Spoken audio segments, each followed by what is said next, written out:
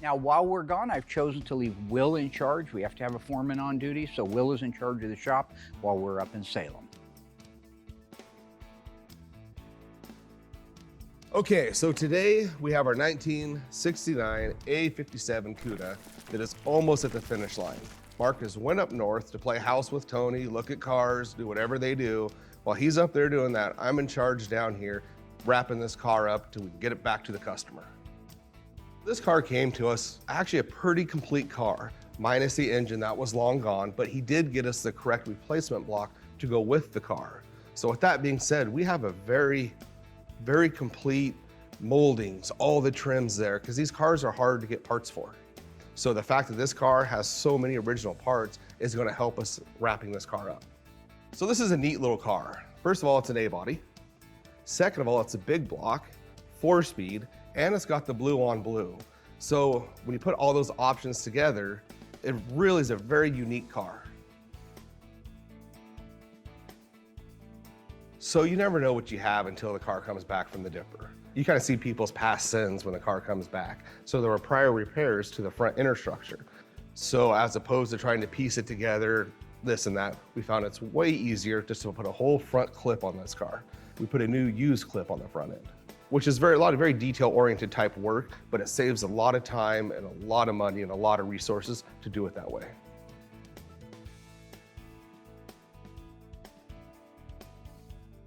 So clipping a car is basically just replacing a large section of the car, whether it be we put a whole new front end on it or we put a whole new back end on it. When you have a lot of repairs that need to be done on the front end, it's not worth doing a patch here, a patch here, a patch here. It's a lot quicker and it's a better job to just remove both aprons with the core support completely off the front end of the car and installing one whole new piece. Okay, so you know the car so much better than I do.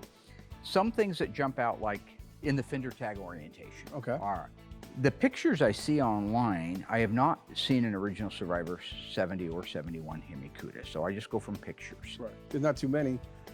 And not too many, not too But many. honestly, you could do that on even a Barracuda or any 71 Hamtramck car. Okay. The same, you know, this doesn't have to be Hemi Cuda specific.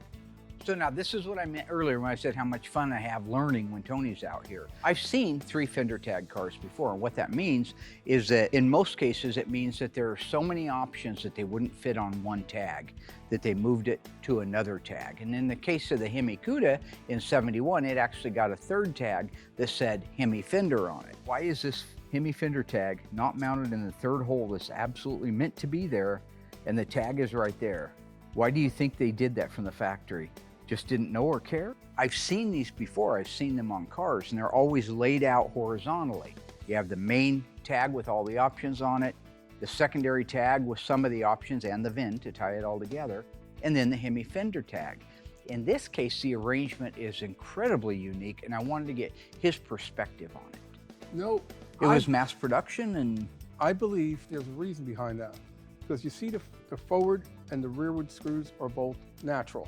Okay? Yeah. Because they're not painted. that's right. Because the way how they painted the tags at Hamtramck, they put a screw in between the 2 tags. On a double fender tag car. Right. On a single, it was the left upper. Right. Then they lifted up the tags. That's why there's always a bend in them. Painted underneath, and then further on down the line, they put the natural screws in. That's right. Well, he would have had to put another screw in and bent up that other tag. I know, it So- would be weird, but that's the question, right? So that's what they did. Human hands, because like I said, there is the hole for the 3rd screw. I agree with everything Tony is saying about this. I guess the only thing I have a problem with is why wouldn't they follow suit after the tags were painted, putting the screws in the correct orientation? Why wouldn't you just lay them out? There's an extra hole there for the tag to go to the right-hand side. And I think, you know, him and I have discussed over the years, these are still human beings doing this work, not robots. And so perhaps it's just somebody on the line decided, I'm gonna put it right there because it's quick and it's easy. Who knows? So this was one of the cars that we did a pre-paint on like we used to do that we no longer do, thank God. So yeah, once the pre-paint was all done, let it sit for a little bit, got it inside, got it prepped, did the final paint on it, and it just came out amazing.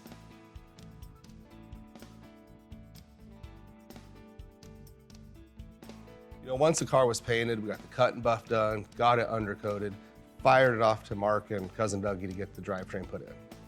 So this little 69 Cuda is probably one of my favorites at the graveyard. and I was really excited about getting to work on an A-body with Mark. I was a little concerned about putting a 383 big block in this little A-body, but it went really smooth. I actually got along with Mark. The 383 install in this 69 A-body went really smooth, and after it was in, it looked amazing. When that was done, we put on the wheels and tires and kicked it off to assembly.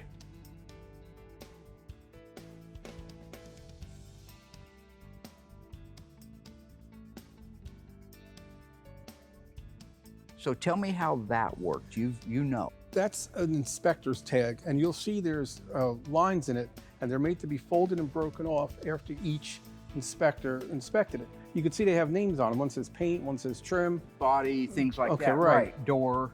It's fascinating as a shop owner now, 50 some years later, to see how they handled making sure processes got done. Here it's a small shop. I got, what, 15 employees. I can go out and make sure things are done. But when you're doing hundreds of thousands of cars a year, you need a system. And apparently that's what that tag was for.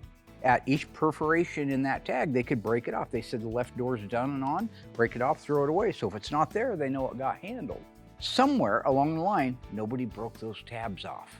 So it's all checked. The inspector says, He looks at good. it, boom, did my job. So if Next that step. tag's gone, well, I'll be darned. That's the first time I've seen, is that the first time you've seen one all out like that? No, I have a couple I saved off other cars. You And like do. I said, fortunately, that's not specific to Hemi Cudas, because I've taken them off from Hamtramck. 318 cars, right. It's fascinating to me to go back and see how they did it on the assembly line when they did have 10 or 20 or 30 of them every hour going down the line. And because they're putting so many out that quickly, it explains a lot of the quality issues that we see that you won't see in our cars, because ours were done by 1 or 2 or 3 different people, and we went over it and over it and over it. There, you broke off a tab. There, you put a paint mark on it. Somewhere you said, I'm done. But was it perfect? Most likely not. So I helped install the graphics on the 69 Barracuda. It was a really fun new process for me to be a part of, and it was really exciting to learn some of the new tricks of the trade to help me be able to do this in the future. It's really fascinating to see how many graphics go on this, but also how many are painted and how many are decals. I don't understand why they do that, but once everything's all said and done, this thing frickin' pops.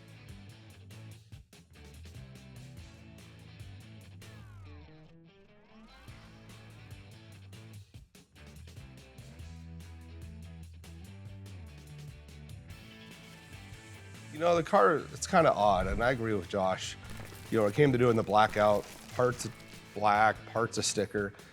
You know, who knows what the rhyme or reason is for it. You know, if you look closely at the valances on the corners, they're painted, and then you'll go a little bit, then it's not painted, then there's a decal. It's all over the place, but we did exactly what factory requested.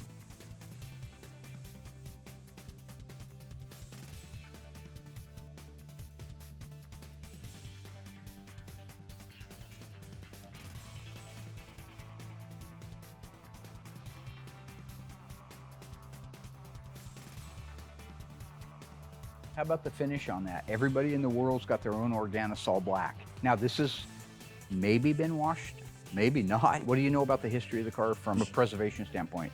One of the reasons why this Survivor is better than just about all the other Survivors is because of the environment that the car was always kept in.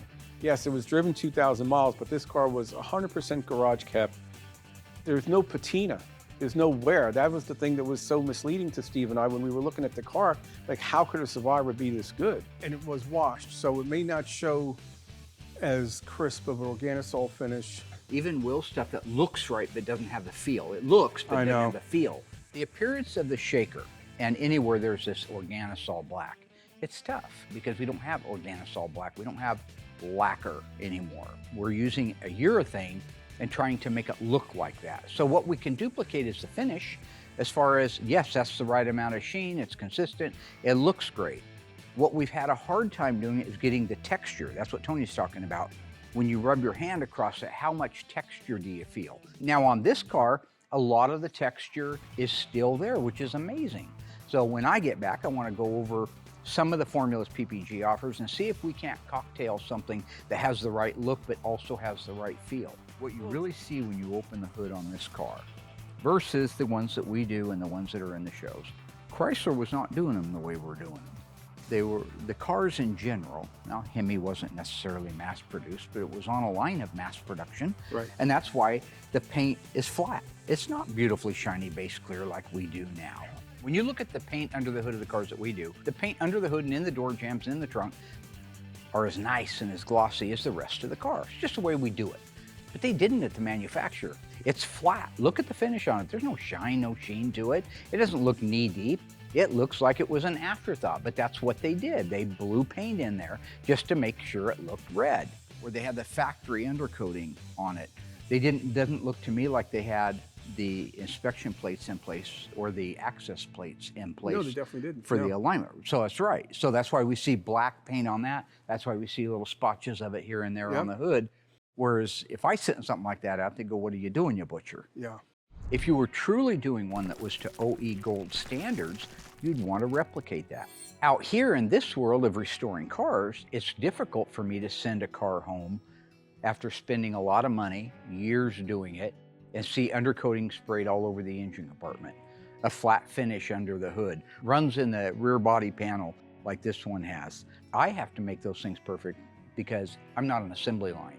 Those could all be excused away by an assembly line, but when it's us doing it personally, it's got to be right. How many times have you seen on the firewall top of the cowl runs in the paint? Absolutely, down the top of it. Yeah.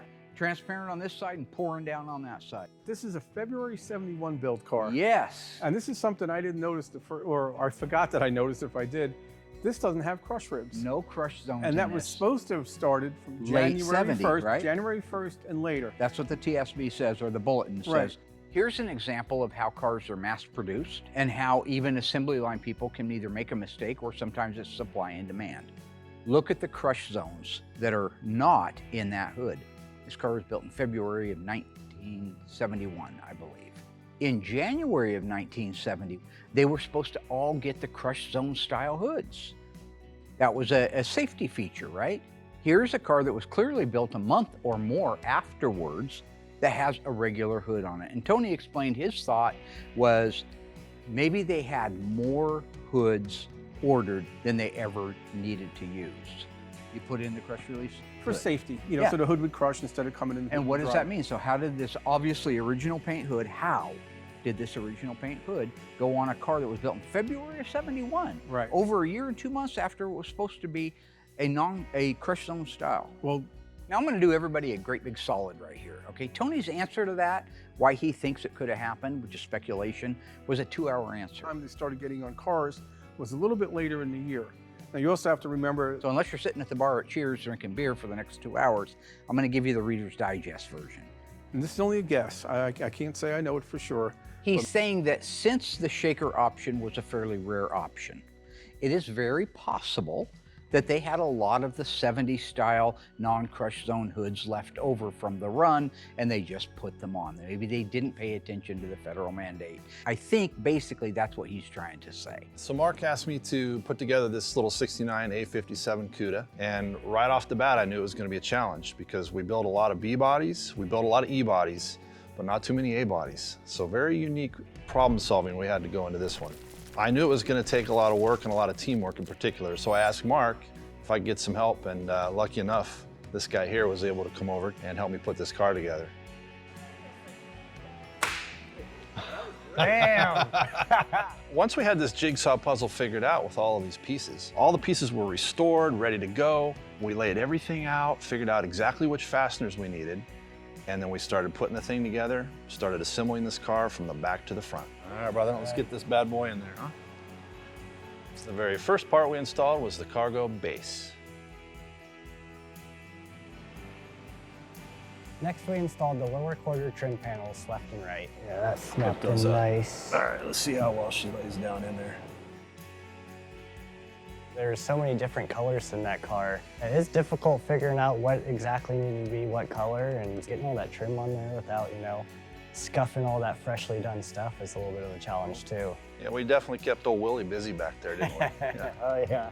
Yeah, would you say, Josh, there's about 17 shades of blue inside that Yeah, car? it seems like it. I think we got her down a little bit more than that, but originally, yeah, there's a lot of different shades of blue. So after we installed the lower quarter trim panels, we moved on and installed the garnish panels. There's an upper garnish panel on the left and right and a center garnish panel in the rear. All right. So in addition to those colors, Josh, we had to be real careful about the finish itself. Sometimes they had a semi-gloss, sometimes they had more of a satin finish, and maybe even a glossy finish at times. Oh yeah, I think we had to change 1 or 2 pieces after we figured out what gloss they needed. Absolutely. With the interior trim panels in place, the next part was the fold-down cargo door. When I first saw this thing coming through, I wasn't a real big fan of it, honestly. But man, the more and more this thing came together, getting that interior in there, seeing some of the decals go on, it really is a sweet car, and I'm a big fan. So once we had all of those pieces in the car, we were able to move forward a little bit. We got the rear seat installed, the rear carpet, and some lower trim panels in the rear, and voila, the whole back of the car was done. And then we could stand back and wow, one of the most beautiful interiors I've ever seen. Certainly one of the most beautiful I've ever been able to be a team and put together.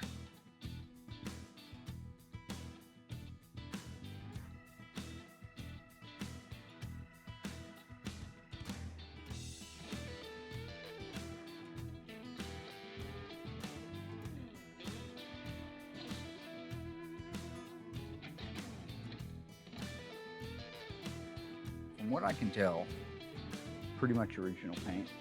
Maybe a little brush touch here and there. Yeah, very minor. But you know one thing that's funny, and somewhere I had pictures of this. It's original paint. There might be a couple little touch-ups on it. But one funny fact was that the original owner, Zachary Reynolds, he had Zach lettered with paint on the driver's door. He had Oh, he did it. He personalized it like we did in the 70s. pinstriping around the billboard. Zach Reynolds typically had the cars pinstriped and lettered to personalize them. And he had done this to this car, like some cards, like an ace of spades or something like that on the top of the trunk lid at the back. And he had pinstriping around the billboards on the quarter panels. And a couple little things. So where is it now? It was able, because it was paint, it was able to be chipped off. Just thumbnailed it off and then buff. Right, because if you look at it in the right lights, you might be able to see a shadow. Door edge guards. Right. Factory. Yep. Again, the most loaded Hemi Cuda in history. Yeah, 71 at least. I don't know compared to a 70, but I think 71's had more options available than 70, so. Gotcha. Okay, the two-tone line, you see how low that is to the rocker molding itself. It's not split in the middle. You say two-tone, you mean the rocker panel blackout? I mean, the rocker panel blackout. So now we're looking at a car that's never been restored. We're looking at the blackout line, the rocker blackout line that was mandatory on your 71 Cudas. We always believed, based on engineering drawings that we've seen and based on other cars that had been restored, that they pretty much ran that line right in the middle of the rocker molding itself. You can see clearly it's lower than that. It's nearly outside the footprint of the rocker molding itself. Yeah, the rocker panel blackout where it meets the red is actually not right in the middle of the molding. It's not at the top. It's really favoring more of the bottom of the molding. And that's factory. I can't argue with that. So I'll be showing that to Will because there's some error. Another 100-mile away shot by ice tray or ice pick or, you know. So I'm sitting here trying to run his shop, and he's up there probably having his third lunch for the day with Tony. But that's how this car was built. Sure. You know, In fairness, you could maybe go grab another original paint car that's higher than that or lower than that. right. I think you could look at 20 of them and you'd see that line all over the place because remember, it was a human being doing it, not a robot. I believe that the original idea was to split the line where the rocker molding went. Valve stem caps, though. Gotta hear about that. The valve stem cap extension or valve stem extension. Valve stem extensions, yeah. The valve stem extensions were installed on, from Chrysler products at least that I know, on every car that had trim rings or full wheel covers. But they weren't installed on the assembly line. Nope. Neither the trim rings or the extensions. Right. They were in the trunk for the dealer prep guy. OEM assembly line caps have a white cap on them. It's flat on the end with a little hole in the middle of it.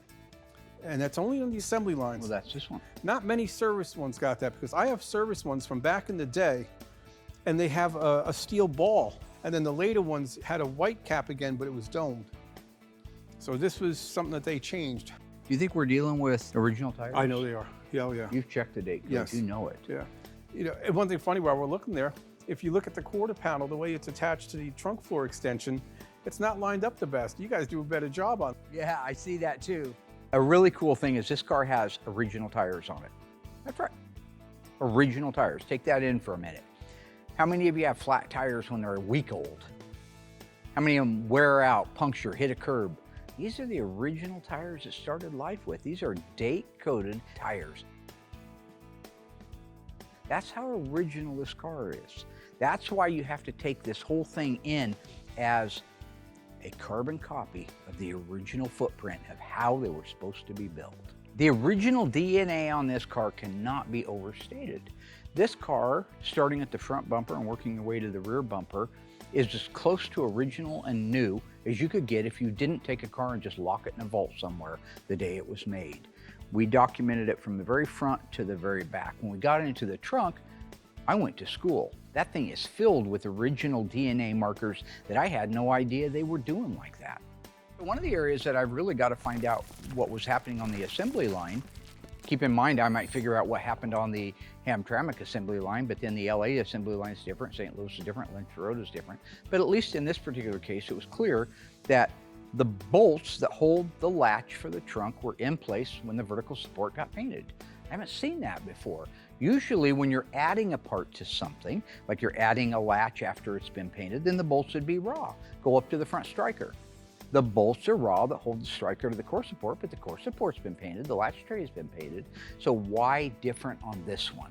They wanted the same color, so they put it on before fitment, and then after they went to close it, they realized it had to be adjusted, so you see the, And that's why you see these. you see the scar of it, yeah. So we could do the same. We could actually, if we were going to mimic it, Right. we could put it in place where it goes and then slide it over for paint. And then when it goes back on, move it back where we already knew it went, but it would have this intentional mark. Because you guys pre-fit it, it's really a hand-built car what you're doing. Right. Where this is going down, This is a production deck line. lid after deck lid after Right. deck lid going down. I got you. Now, is that an inspector marking? Probably saying everything's okay under here? Yeah. Most likely? Yeah, probably maybe has something to do with the spoiler stuff, meaning it was adjusted, I'm guessing. So I'm looking at your side, you're probably looking at mine over here. Yeah. The side markers were installed when the car was painted. Okay, so the side marker housings were painted red, and in the trunk you could see 99% of the retainer is also red. They've painted actually body paint color. on the retainer and the nuts. But if you look at this one a little bit closer, because this is a billboard car, the back side of the retainer, Oh, there's no overspray. the back side, the housing is natural. How could that be if everything else is red? Because it's a billboard Right, car. when they put the billboards on, they get the went and got painted a ones, side marker. chuck them out, and that's why if you notice on the back of the housings, it says black and white. And white, right. Remember, on a 71 Cuda, an option, not standard equipment, was the billboard graphic. You've seen us do many of them. We did one on a purple 71 convertible. We did it on the Phantasm car. We've put these on, you know what they are. On the assembly line, they wanted to make sure they put the car together as quickly as possible. So if a car had a white billboard, it should have a white side marker housing. We just paint them white, didn't care. Back then, they wanted to grab a white one or a black one. Those are only two colors for a billboard stripe. So on the back side of the actual housing itself, it'll say white or black. It'll say right hand or left hand. That was assembly line stuff.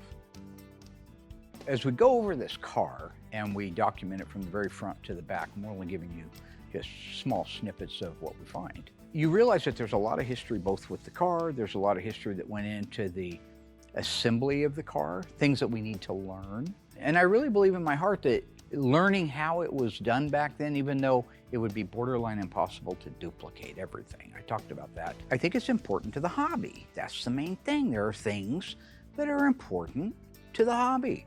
I'm a preserver of the hobby. While looking at this car and looking back at the car, this is it. I'm in awe. This is just such a reference. I've referred back to photos of this car throughout the past 20 years and still will. And I know it's helped Mark out too sometimes with just looking for stuff. It's like the car was bought new and put into a bubble. And it's just there for all of us to learn from. So at the end of our first day up there, we were able to get 3 cars looked at, but it took almost, I think, 12 hours. There's a lot, right? This was the most original one, so we spent more time on it. Afterwards, we had a chance to walk around and look at everything. We looked at everything too, not just the Mopars, for those of you. There's some fascinating cars. I would like to especially thank the Brothers collection for letting us, opening their doors and letting us go in there and wander around with our camera team for an entire day. That was just really cool. But again, the thing I take away from it all is how important it is to know how a car was made originally. We know we're doing it a little bit different. We're trying, but it's better. I think what we're doing is better. I think that's easier sell than doing something worse, for sure. You know, when you walk around a place like that and you see the incredible inventory of cars, and some cars, I think there was a Mustang there with 4 miles on it. Some ridiculous thing. I wish I was a Ford guy because I would have documented that car like crazy too. But again, not to beat a dead horse, but the most important thing is that we preserve the hobby in the integrity it originally started. Don't modify anything. Don't say something was the way it wasn't. It may not be perfect, but that is the way it is. The overspray, the undercoating, the dull paint, the runs in the organisol on the back end of the car, and quarter panel extensions that don't fit the quarter panels very well, trunk floor extensions that don't follow the shape of the quarter. We do a lot better job here. But ours aren't really necessarily exactly the way they were on the assembly line, just a little better. Preserve the integrity of the history of these cars. That is my goal.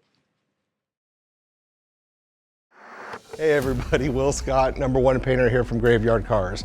If you enjoyed this video, make sure you go in, like it, leave a comment, and don't forget to subscribe to our YouTube channel. Now I'm gonna get back to painting.